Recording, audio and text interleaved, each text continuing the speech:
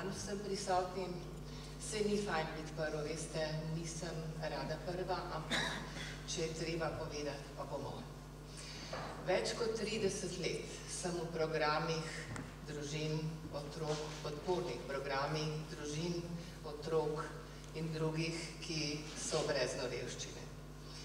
In več kot 30 let se pravzaprav borimo za enake možnosti, govorimo o otrokih, ampak enake možnosti te družbe in državljanov.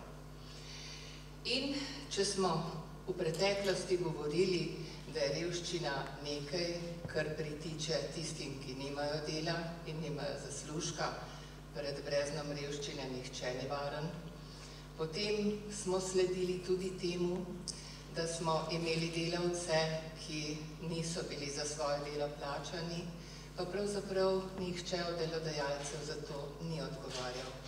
To so bile krute oblike revščine.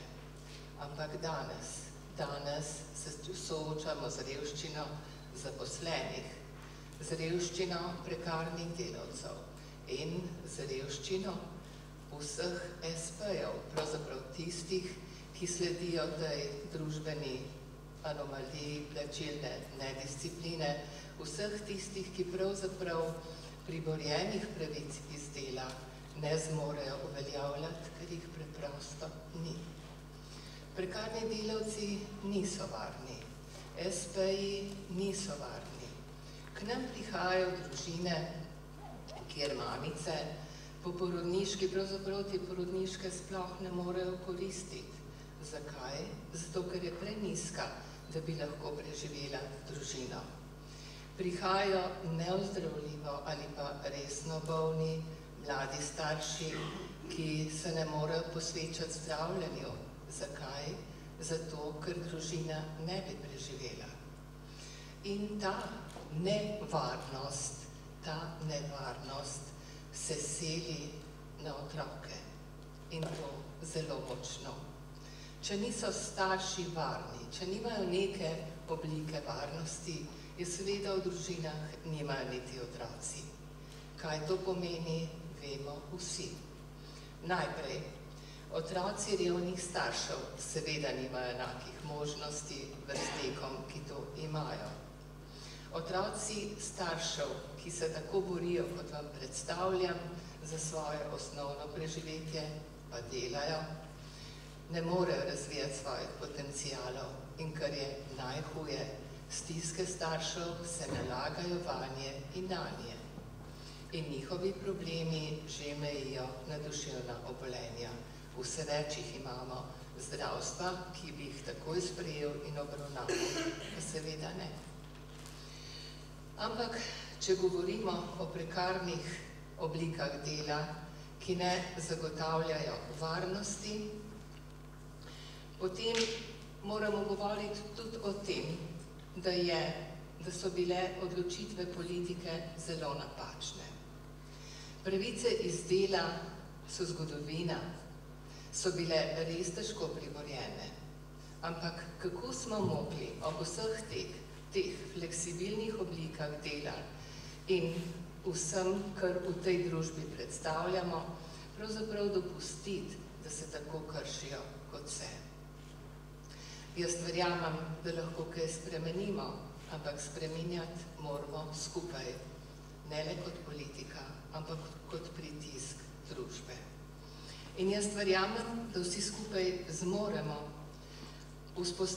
prisiliti našo politiko in seveda tudi družbo, da spodbuja zaposlitev za nedoločen čas in poostriti inšpekcijski nadzor vseh podjetjih, kjer se poslužujejo največ prekarnih delavcev.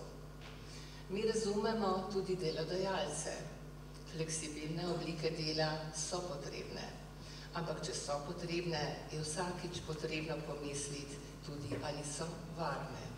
Potrebno je poskrbeti za vse, da bo varnost delavcev, pravice delavcev, ki izhajajo iz dela, na prvem mestu. Vi natanko veste in vsi se zavedamo, da delavci v prekarstvu ne morejo do stanovanjskih kreditov. da ostajajo dobesedno zacikljeni v domovih staršev ali kje drugje. In da je njihova stiska res izjemno velika. In jaz verjamem, da zmoremo skupaj od te politike oziroma zahtevati, da od te politike, gospodarstva in vseh delodajalcev zahtevati, da uveljavlja pravice, ki so bile težko uveljavimo pravice, ki so bile zares težko priborjene in da pravzaprav zagotovimo varnost čisto vsem, varnost iz dela. Govorim, da delamo z otroki, skrbimo zanje v mnogih projektih in programih. To, kar se dogaja danes, to, kar se dogaja sedaj, ne more reševati civilna družba. Rešujemo lahko samo skupaj z državo oziroma družba in politika. In pozivam vas, bodite glasni, ne bomo sami mi spremenjali stvari v tej družbi.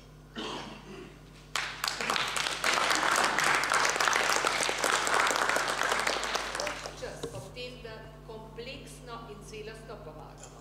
Smo vabljeni recimo na Kongres socialnega dela, da jim predstavljamo kot nevladniki in prostovoljci, da se razumemo, kako se celostno na enem mestu opolnomoči družino, da zmore sama naprej, da konkretno pomagamo. Edini v Sloveniji dajemo predloge sistemskih sprememb. A mislite, da sem jaz vabljena v državni zbor? Ja, povabim se, pa nisem vabljena. A me razumeš, pridem tja, pa mi rečejo nasvidenje, smo že obravnavali. Glej, Goran, jaz bi bila zelo vesela, da se povezujemo. Jaz bi bila zelo vesela, ker edino tako bomo zmogli karkoli premakniti, da se razumemo. Edino tako, ves čas pozivam. Zakaj pa podsistemske spremembe, ki zdajle so meni se zdi že 8, ki jih dajemo vsem institucijam države, tudi seveda pred volitvami, zakaj pa ne moramo dobiti vseh ostalih nevladnih organizacij, da podprejo in da nekaj naredimo skupaj. Dajmo se združiti, ampak jasna stvar, sami ne moramo nič. In še nekaj bom povedala, ko so družine pred nami, dnevno od 30 do 50, ko jim rečem, gremo pred parlament, jaz vam rečem, od 200 tista 2, ki boste šli, vse ostale bodo ostale doma in čakale. Kaj ne naredimo? Povejte vi, dajte mi instrument. Sama tlele tulam v eter. Pa noč in dan smo v zgodbah, da se razumemo, v 365 dneh prostovoljstva je 365 dni aktivnih.